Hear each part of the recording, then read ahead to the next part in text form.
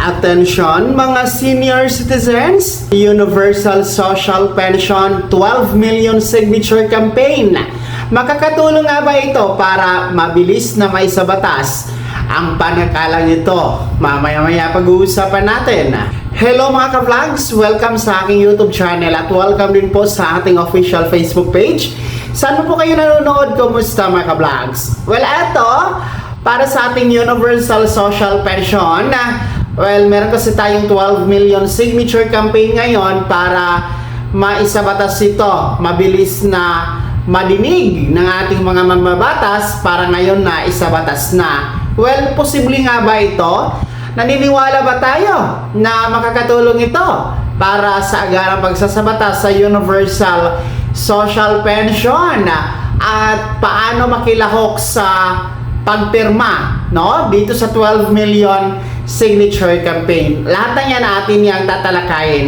Well, ang United Senior Citizen Party List at Senior Citizen Committee dyan sa Kamara na pinangungunahan po ng Senior Citizen Committee Chair na si Representative Milagros Aquino Magsaysay ay meron pong inisyatiba itong tinatawag na 12 million signature campaign para sa panawagang isabatas na ngayon na ang Universal Social Pension Bill. Well, in fact mga ka-vlogs, nagkaroon na po ito ng turnover ceremony sa Kamara, no, ng mga nagdaan. Well, ito yung dinaluhan mismo ni House Speaker Faustino D. III na kung saan meron pong humigit o kumulang sa 2 milyon na lagda o pirma ang naisumiti na.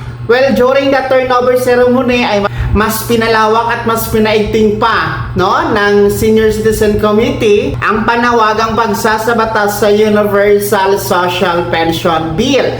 Well, sa ngayon, dahil nga meron nang nasubmit na humigit o kumulang sa 2 milyon na lagda o pirma, so ibig sabihin meron po tayong hahabulin, no? Meron po tayong hahabulin na mahigit 10 milyon, no, na lagda o pirma para po maabot ang 12 million signature campaign na target, no? Dahil ito talaga yung target, no, para po sa mabilisang pagsasabatas dito sa Universal Social Pension. Well, para po sa mga nais lumahok, no, paano nga ba makapirma? Paano ba maibigay ang inyong pirma para makatulong sa pagsasabatas sa Universal Social Pension? Well, pwede naman po kayo pumirma, no, sa OSCA, nasa regional office ng DSWD, sa regional office ng NCSC, sa mga district representatives office, sa mga Federation of Senior Citizens Associations, no?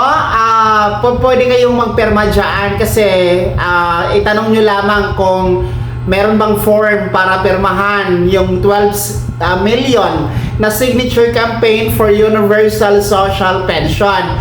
So yun po yung sabi ninyo, no, paglalapit kayo sa alinman sa nabanggit natin mga ka-vlogs. Well, tayo ay naghihikayat talaga sa inyo mga nakakatanda na suportahan natin at tulungan natin na maabot ang 12 million na signature campaign na ito, no, para po makita talaga ng ating mga mambabatas na seryoso po ang hanay ng mga nakakatanda sa mithiin na may patupad na talaga, mangyayari na talaga, may isabatas na talaga ngayon na ang Universal Social Pension. Makikinabang po kayo dito lahat, no? Wala nang pipiliin, ma-indigent ka man or hindi, mayaman o mahirap, may pensyon sa SSS, JSIS or PFAO o wala, well, kasama na kayo dito, no? Basta 60 years old pataas ang edad, no? Yung mga senior citizens talaga. Ito po 1,000 piso na buwanang pensyon para sa lahat. Kaya malaking tulong na din po ito para sa inyo, no, mga nakakatanda. So please support and ikampanyado din po sa inyong mga kakilala na magpirma, no, dito sa 12 million signature campaign ng Senior Citizen Committee ng Kamara para sa pagsasabatas ng madalian, panawagang isabatas ng madalian ang Universal Social Pension. Kaya naman mga senior citizens, sino sa inyo dito mga nakapirma na? No? Saan kayo nagpirma? Ibahagi po sa comment section na nasa baba. Pakilakit mo po pangalan ko. At kung taga saan kayo, maraming salamat sa pagtutok. God bless. Mag-ingat mga ka-vlogs.